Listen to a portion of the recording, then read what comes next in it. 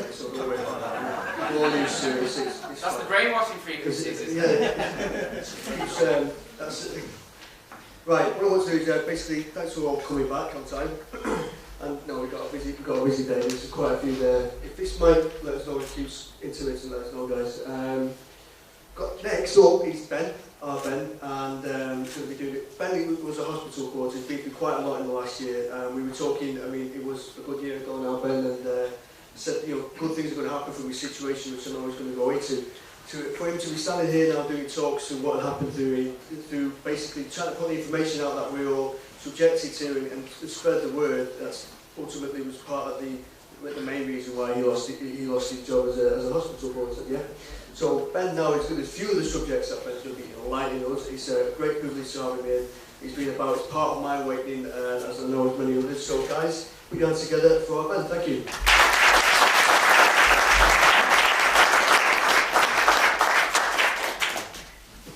Hospital, Porter's pride and dignity. Stop the New World Order! Is anyone in this room a hospital porter, by any chance? Is anyone an ex-hospital porter? Nobody? Sorry, we're on conference, it's the one down the road. I know one that's dead. Oh, that's near enough. Now, my daughter actually says I sound like David Icke, and I talk like David Icke. I actually do not talk like David Icke, okay? If you think I do, then it's just a coincidence, nothing to worry about. Right,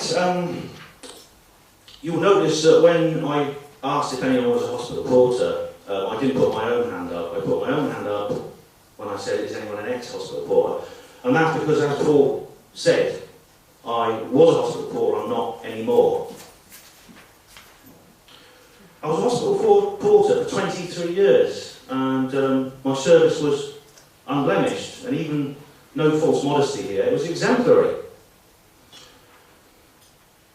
And then, out of the blue one day, I was suspended and discharged from the NHS.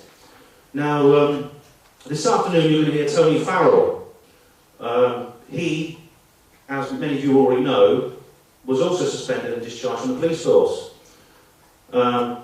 Basically, I've had to face a similar situation with one crucial difference, and that is with Tony, there was turned up for work on a night shift one day, got called into the boss's office, Ben, we're suspending you.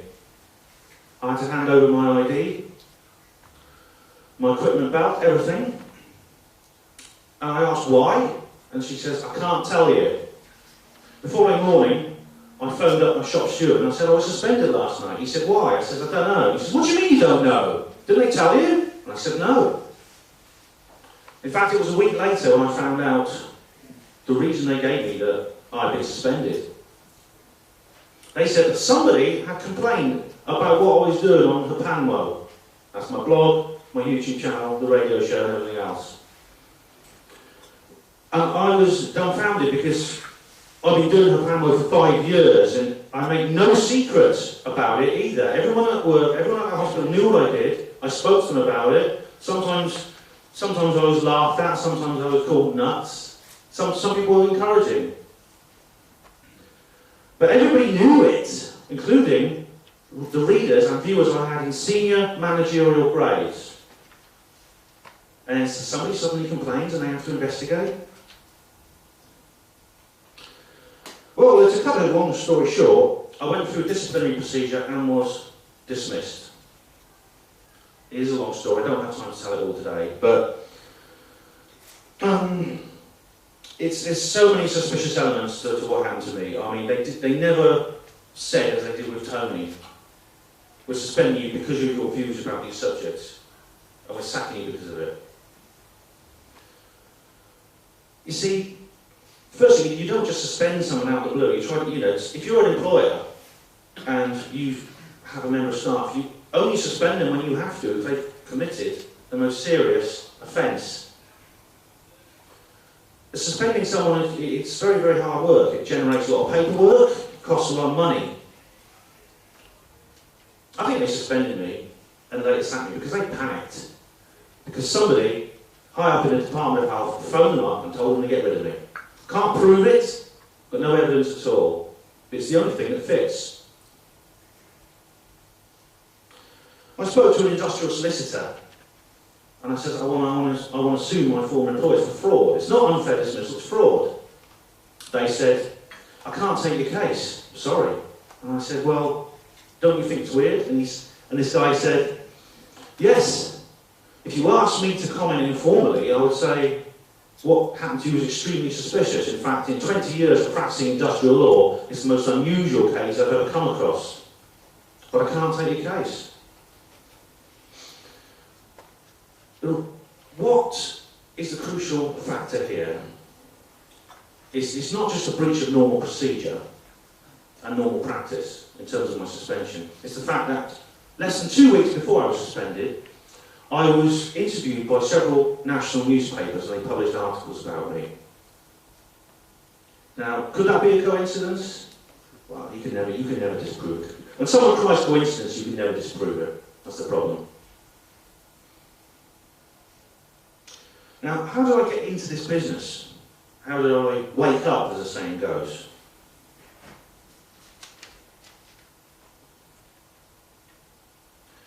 Well, there's no one moment when it happened. It's a process that took a number of years. I became conspiratorially aware, and I became aware of the kind of things that we speak about here. One of the major turning points was, of course, 9/11, as it was for, I think, many people.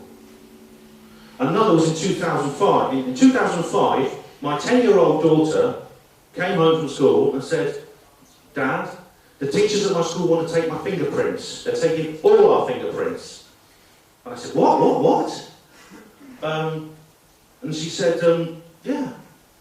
So I phoned up the school, and the headmistress, I finally got through to the headmistress after quite a lot of effort. And she says, I don't know anything about this.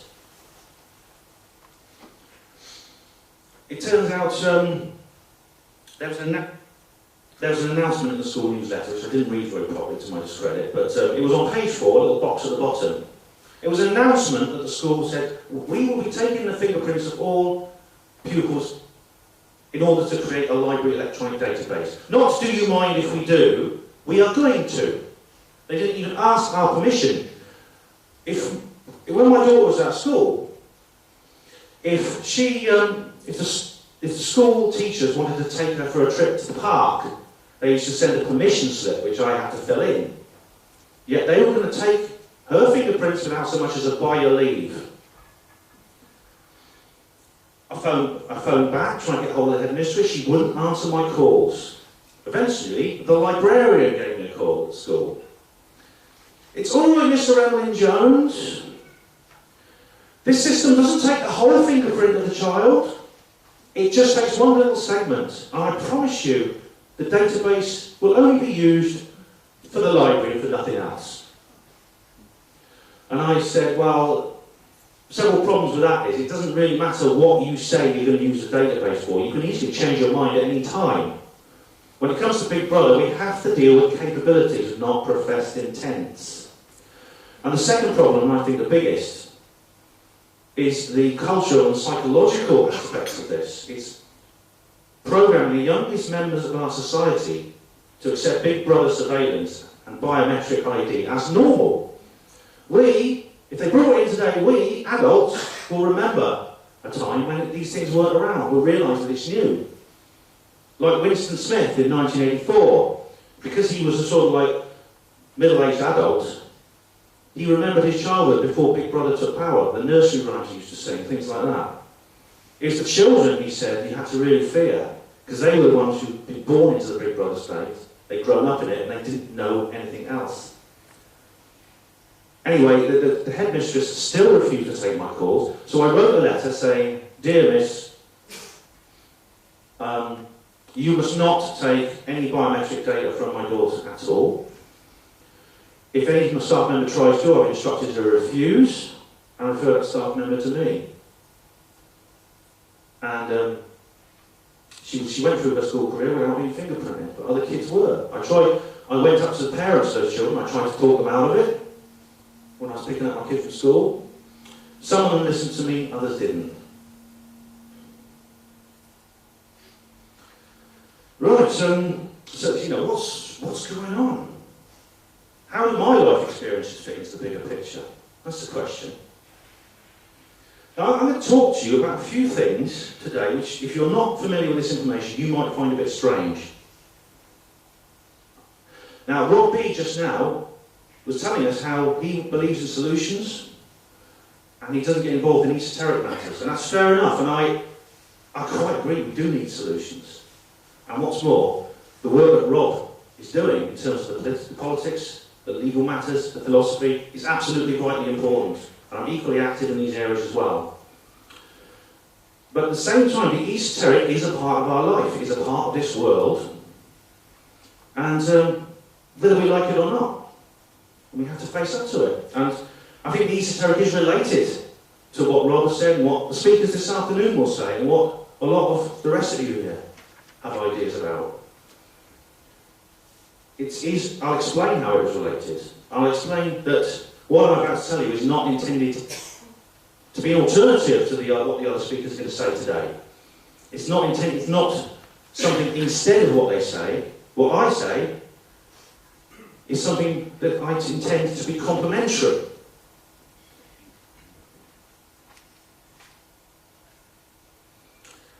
Now, when you look up into the sky, you see certain things. You see birds, clouds, the sun. At night time, you see stars, the moon, and other astronomical objects. And since they were invented in the last century or so, you see aircraft, man-made objects in the sky. Sometimes you will see things in the sky and you won't recognise them. And those things, because you can't identify them, are by definition unidentified flying objects, UFOs. Now, what are they? Now, if you can't identify them, logically, that's a very, very difficult question to answer. But one thing is for certain, though, the majority of UFOs you see will be birds, kites, aircraft, astronomical bodies, and other normal things. Bufora, which is the country's biggest UFO search organisation, says that 95% plus of recorded UFO sightings are simply normal things that people have failed to recognise because they're at the wrong angle, they're too far away, too high up, whatever. Other research organisations say that that figure is about 70%. And I've got a book that was written in the 1980s that puts that figure at 63%. Why there is this discrepancy, I don't know. Now, before we go any further, I think I need to clear up a few myths about UFOs.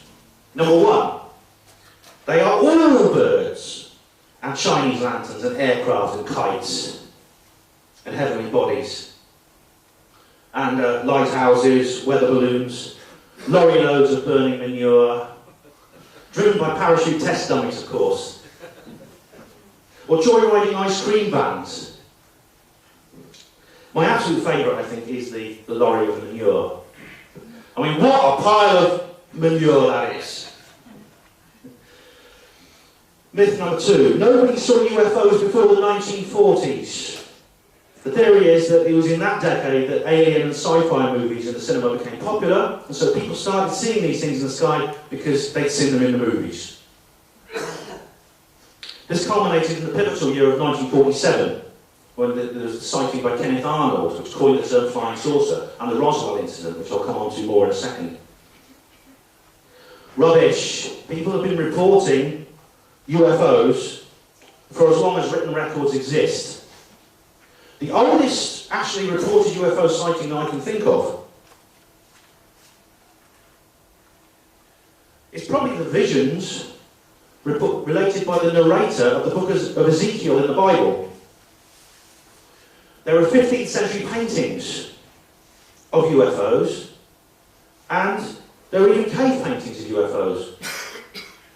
And what's more, these images look exactly like the classic disc of our popular image. Same goes for the aliens. I'll come to that in a minute. Yeah. Alright, I'm not Neil Haig. Like that. Now, in the modern era, people have been reporting UFO sightings for as long as they've been able to do so without being burned at the stake as witches. The The first known UFO photograph dates from 1870, which is not long after the invention of the camera, and it distinctly shows us a cigar-shaped object silhouetted against a cloud scene, a massive cloudscape. With the invention of small portable cameras, which were cheap enough to buy by most people, the photographs of UFOs became common, and there were photographs dating from the 1920s and the 1930s of objects like this, which are freely available. That was long before sci-fi movies became popular. In 1898, I read there's a newspaper article you can read quite freely which describes how the people of Texas and many other parts of the southern United States experienced sightings of mysterious airships. And when you read this article, you have to understand that the terms like flying saucers and UFOs didn't exist then. But if you actually listen to the language, and listen to the language used, they're talking about a UFO flap. This culminated in the crashing of an object at a place called Aurora in Texas. And a very, very mysterious case. Not very well reported, but very strange indeed. Aliens too. Throughout history, people have recorded encounters with strange beings. There's various different types, but they're not human.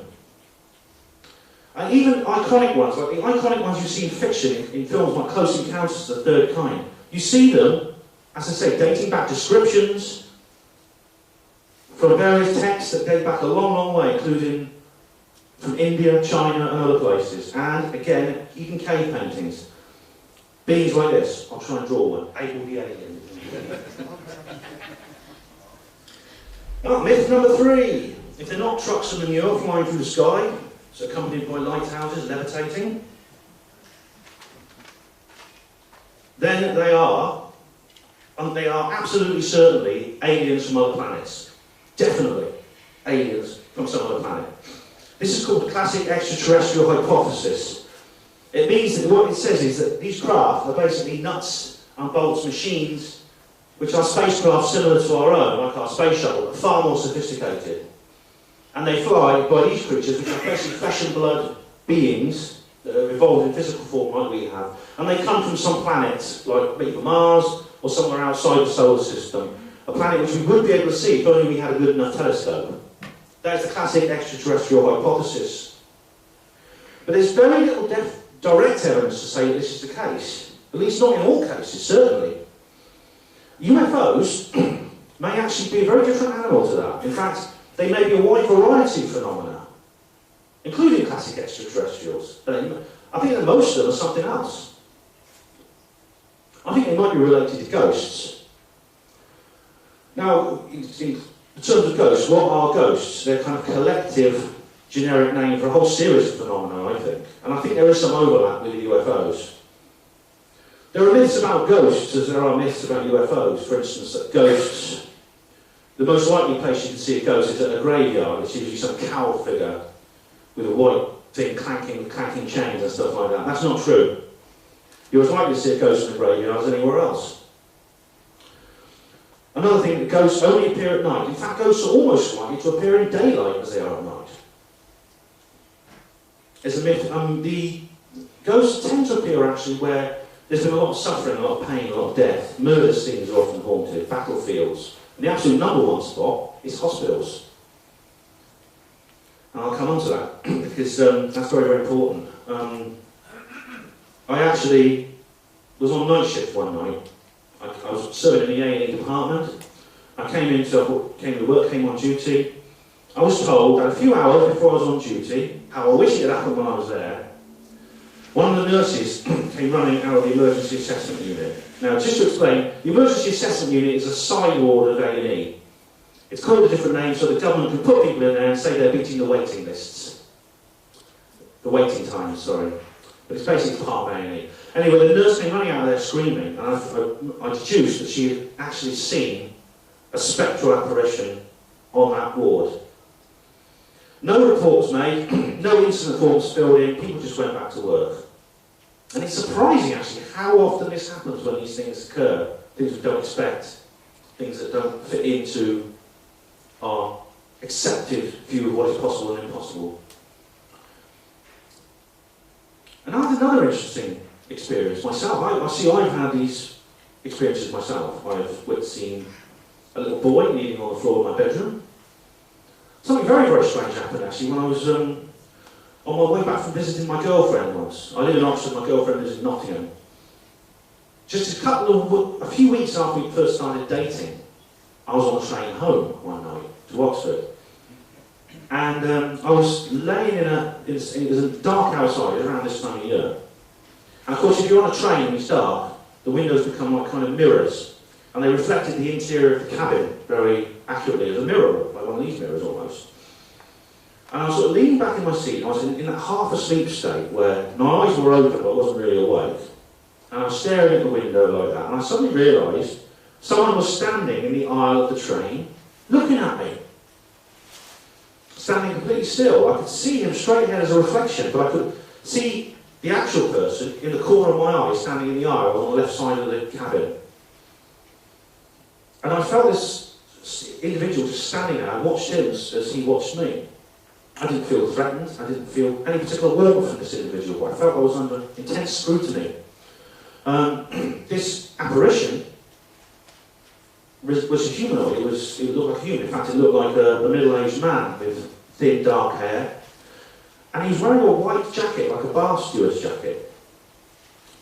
After a while, I saw him like that, and I kind of jerked out of my state of consciousness and came completely awake.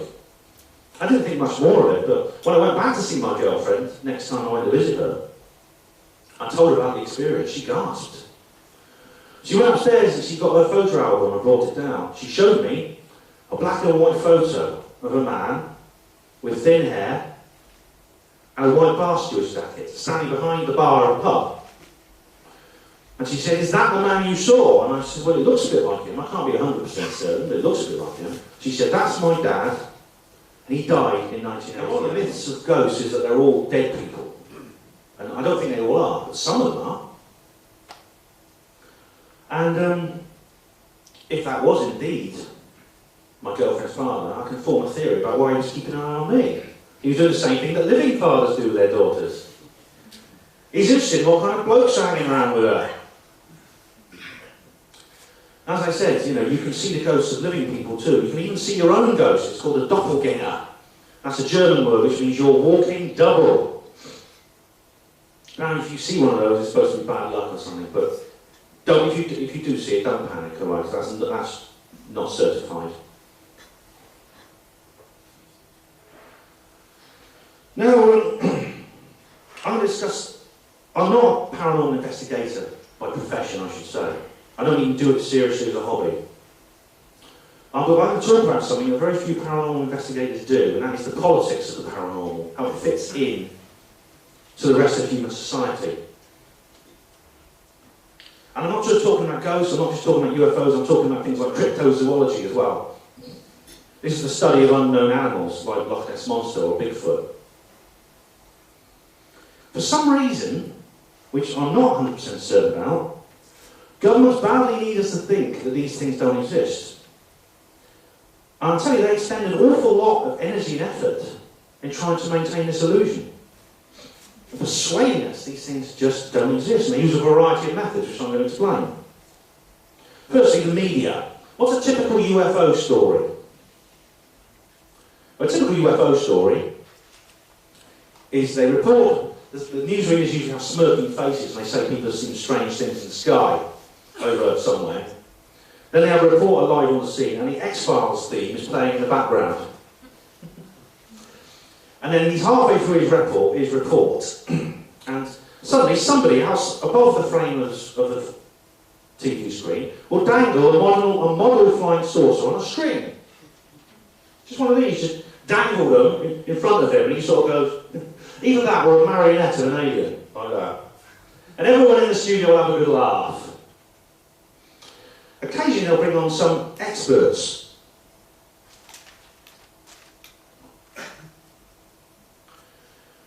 They'll bring on an expert. Guess what planet that one comes from? That's actually Nick Pope. The guy, they often bring on Nick Pope, he's the most common. Now, Nick Pope is a man I know personally, and we sometimes talk, and we get on well together, I quite like the guy. Got nothing against him personally. I don't think he's deliberately lying. Now, he actually admits that some UFOs are ET. But one thing he vehemently denies is the government is hiding anything about it. He's totally opposed to that. And he says, I should know, I work for the government. And that's true, he did. He is someone in ufology who definitely was a government agent once. He ran the government's UFO desk, Secretariat AS2. Personally, if I had a saucer in a hangar, to quote his favourite phrase, Nick Pope, the public face of British ufology, would be the last man on earth, I would tell. Another of these people is a guy called Dr. David Clarke, and he's sort of taken over the role from Nick Pope in a way. He's become more popular in recent years. He goes one stage further than Nick. Clarke says there are no UFOs apart from folklore. People either mistake things or it's folklore. And basically, he's written an article. There's been several articles out coming out at the moment, basically saying it's all over for UFOs. It's a closed case. They don't exist. Clarke is the author of one of these articles. And the article was entitled, I should point out he didn't choose the title, but he could have done, Closed Encounters of the Third Kind. I probably guess that was in the Sun. Now, I don't think Clarke is a deliberate liar either. No, I don't. A lot of people disagree with me. I don't think he's lying. I think the people who have the secrets about UFOs are very senior military and intelligence and government officials.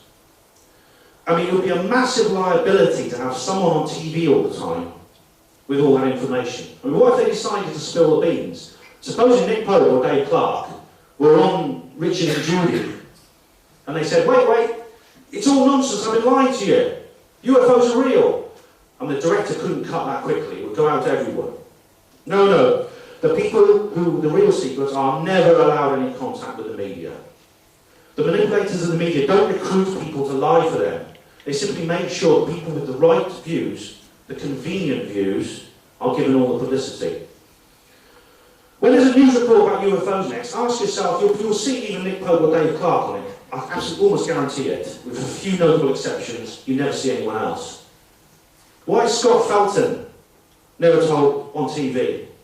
Why is Richard D. Hall never on TV? Why not Timothy Good? Why not me? Apart from the fact I'm probably too scruffy. The secret is that UFOs are objects from another world. They are artifacts of an extraterrestrial civilization. And by extraterrestrial, I don't necessarily mean from another planet. They may well come from other worlds, other dimensions, beyond the one we can see. That's a big subject, but what we see around us is not all that exists. And the same applies to ghosts, as I'll explain in a minute. Sometimes these objects come to grief on the Earth's surface.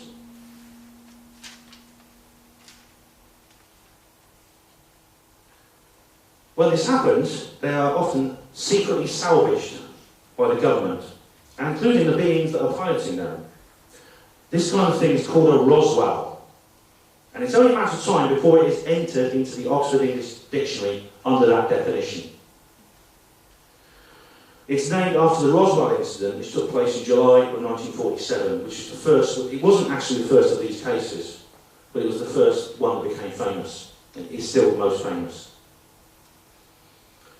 For some reason, it is vitally important to the New World Order that we humans believe that our planet is an oasis of life in an infinite, sterile cosmic desert.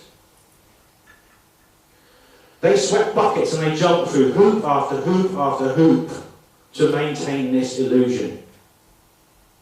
Why? Why was that? Why is that? There are several reasons. One is, we have to go back to the beginning of the American space program to get some details on this. A report was released by the Brookings Institute, which is rather like the Tavistock Institute, a similar kind of thing, designed to mess with your heads. And it was a report written for NASA. And in this report it said, if in the course of the space program NASA was to discover an extraterrestrial intelligence or records and remains of an extraterrestrial intelligence of the past, it would be a good idea not to shout it from the rooftops. They were worried about the effects that such revelation have on our culture, on our psychology, on our mass psychology, institutions like the church, the state, corporations, nations, how they survive. So there we have a report from a very, very highly respected think tank recommending a cover-up. Not ordering it, it's recommending it. Does the government ever obey the instructions of these think tanks? Yes, they do. There's another reason. This is to do with free energy. Now, the means exist, and it is possible to create energy out of the very fabric of space. Energy is simple, it's safe, it's clean, and the supply is infinite. And what's more, it's cost-free. Free energy is even present in nature. It's been observed in weather phenomena like tornadoes. And some animals have evolved to use it, such as some species of fish.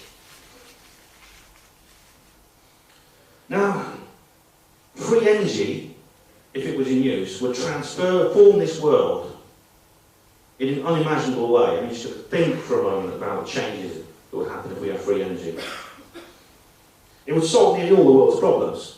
It would eliminate poverty, starvation in the third world, environmental destruction. So why don't we have it? Makes good sense to me. The reasons are split, I think, because on a lower level there are people keeping the secret who are basically money orientated. It's for economic reasons. They are selfish people, and this is what motivates them to keep it quiet. Oil companies. Oil is the fuel and the lubricant of civilization at the moment, under the current order. It's more than just a business. It is business. And our industrial interests dread the changes that it would bring. It would bring a revolution which would see India and China, with their huge populations and massive resources, dominating the world. Something which, incidentally, I think is going to happen anyway, but that's another story. J.P. Morgan put it very, very well. I don't think this is an actual quote, but he said to Tesla, "I can't use this because I can't put a meter on it." And you can't put a meter on free energy. The free energy skeptics always say, "Well, why not just sell the energy?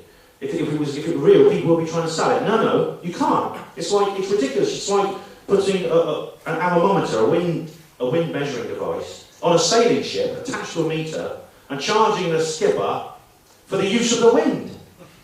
You can't sell it. All you can do is either use it and let everyone use it, or cover it up and don't let anyone use it. I think at a higher word, there's more. It's not just about money. In a word, it's about control. Free energy is not just called free because it costs nothing. It's called free because it will set us free. Free from the dependency on fossil fuels. And it goes back a long way. I just mentioned Nikola Tesla. It can be traced back, this cover-up can actually be traced back way into the 19th century, before oil was even in common use, and coal was the bedrock of the fuel economy. So, why is free energy related to UFOs? I would explain that it goes back before the modern UFO era, by a long way. The reason is because UFOs don't traverse space and come through dimensional wormholes using Texaco 4-star. They have a power system which is free energy, and they have anti-gravity propulsion.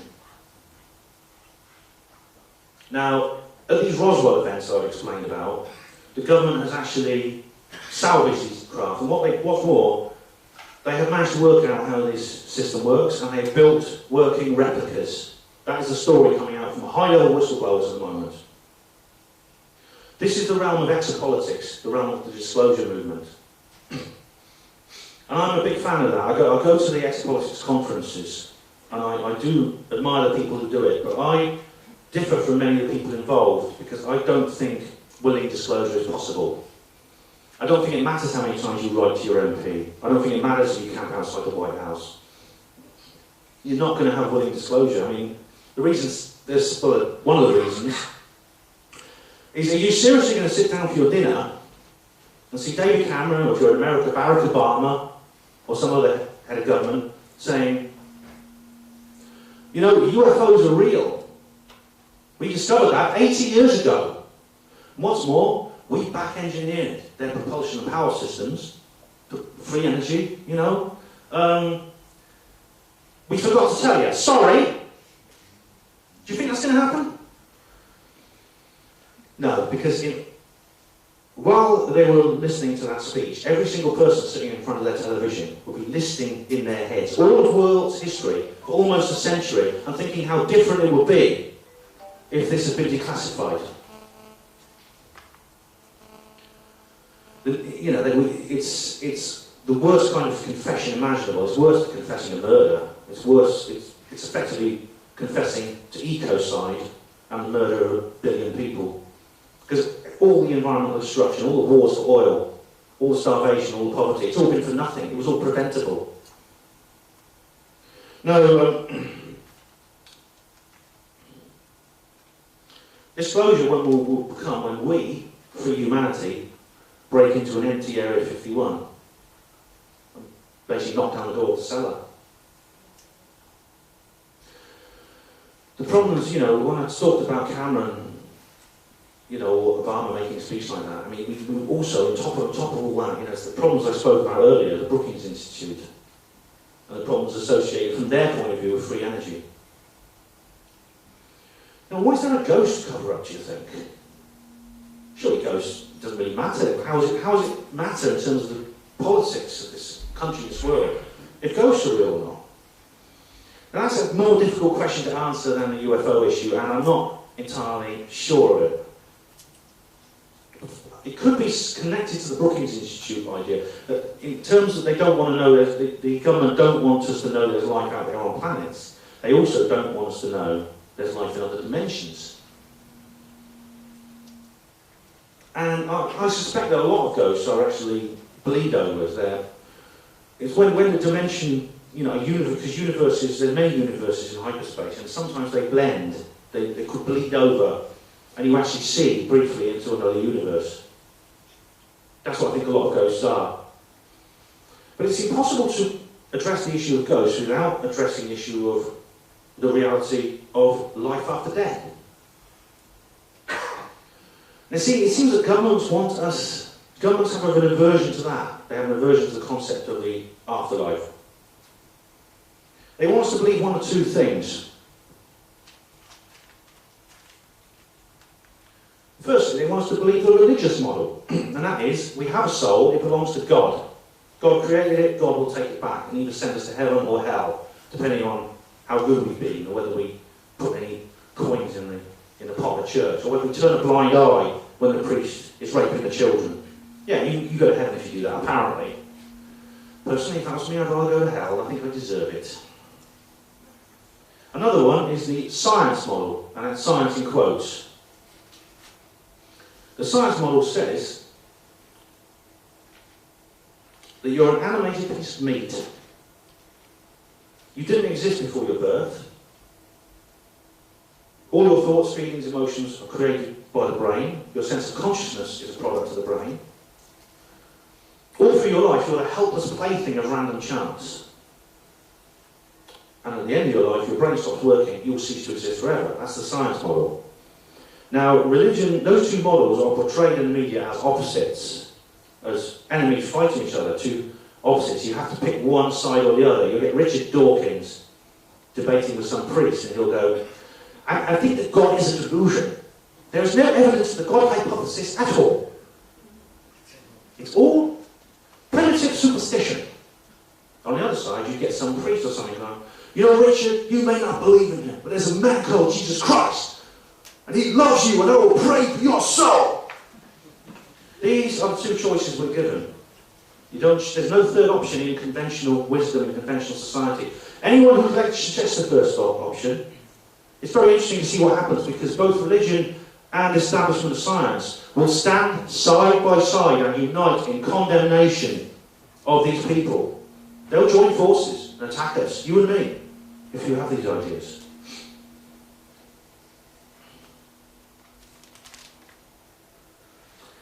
So the good news, is what I'm talking about, is that we are neither mindless products of a chemical accident, nor are we servants of a man with a beard sitting in heaven. We're actually infinite internal aspects of the universal consciousness. We're infinitely wise, we're infinitely aware, we're infinitely powerful, and we're infinitely knowledgeable. That is the biggest secret. Not UFOs, not ghosts, not free energy, that.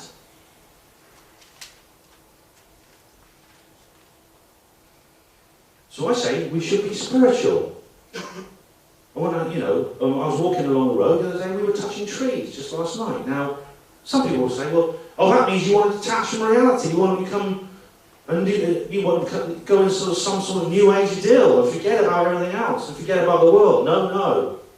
Real spirituality inspires you to take action in the real world. It makes you more grounded, not more detached. If you're feeling like you're moving away from the real world, then you're on the wrong track. I do hope to give hope. I want to give hope to the people because some people are losing heart. Some people are saying that this ain't going to work and we're not going to win. Because I think we're in with a chance. There's never guarantees, but we are. I mean, when we arrived on yesterday, we got into a taxi, and it was amazing. Of all the taxis in Manchester we had to jump into, we picked Manchester's very own Jerry Fletcher. This guy was really clued in. We gave him some cars for the conference and for the station. We gave him about a dozen cars, actually. He's going to hand them out to all his friends. I hope he'll be here today. He might be somewhere. I did say, you're going to come, you working tomorrow? If you're not, come along to our conference. And this, in a sense, was quite an experience, because we've just been sitting around in a pub, watching people, watching TV and thinking, well, these people aren't on our side. They're not aware of what's going on in this world. And we start thinking, what's the point? And then we get in this taxi, and there's this guy there. So don't underestimate what people are capable of, especially when you take into the fact of account that we are all knowledgeable and all powerful if only we remember. As David Icke said at his recent event at Wembley Arena, remember who you are. Now, the name of this station is not Critical Mass Radio for nothing. Right. Critical mass is a very important phrase. It refers to a point where some mass is reached, when it triggers a reaction. This is used in physics to create a nuclear reaction, but it refers to population too. It refers to psychology and our collective unconscious. Now, there was a brilliant scientist called Lyle Watson, a South African guy. Died a few years ago. In the early 1970s, he wrote some great books. Unfortunately, they're out of print, but there's a lot of second-hand copies floating around if you want one. One of the things he talked about was what he called the 100th monkey effect. He was studying monkeys on a group of islands off the coast of Australia. And he found that these monkeys used to eat potatoes. And one day, one of the monkeys discovered that if you put the potatoes in seawater, wash them in the sea, they taste better. So other monkeys watched him doing it, and they copied him. They copied him in that way. And this is the equivalent of us going and handing a leaflet to somebody and saying, read that, and they read it and they get it. But then suddenly, after a certain number of the population knew about these things, there was a sudden explosion of this knowledge among all the population, even the monkeys on other islands, who had not had direct access to the original monkeys who discovered this trick. It was as if some point was reached in the collective unconscious, as Carl Jung called it. He's a psychologist, but he's quite into sort of spiritual matters too. a certain point was reached, and suddenly, click, we got it all in one go. Now, wouldn't it be ironic, wouldn't it be terrible if we gave up the moment before we hit that 100th monkey? I think the Illuminati would be laughing at us for centuries.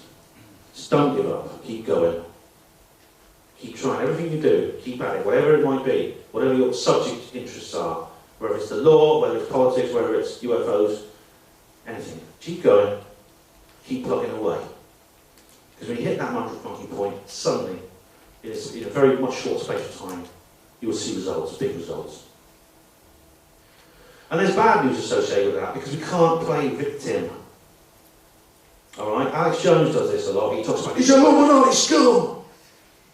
They're attacking us! Born defenseless humans! Well, maybe on one level that's true, but why are they here? Why are they attacking us? The answer is, this is a difficult truth to face, but it means it's because we've given them fertile ground to grow. All cultures across the earth have a legend of what they call the fall of man. This is symbolised by the Garden of Eden and many other stories, where we lived in an aware state, and somehow something went wrong, badly wrong, and we fell to a lower state. This is the story of Atlantis, the story of Cantor of Gwailod, the story of Manu in India. All these cultures have it. So it's rather like the parable of the sower, where Jesus talks about the word of God falling on fallow ground, and then falling on the stone and or among the brambles and not growing. It's a kind of alternative version for that. The solution to this problem is we have to become the stony ground and no longer be fertile for these people. And it's very, very simple, really. It starts, as Michael Jackson said, with a man in the mirror. You look at yourself and what you do in your own life, as I've had to. There's a remote chance that I could have kept my job if I had got rid of the panel or changed it into something completely unrecognisable to what it is. There's an outside chance. I don't think it would have worked because I think they were told to get rid of me and they would have got rid of me anyway.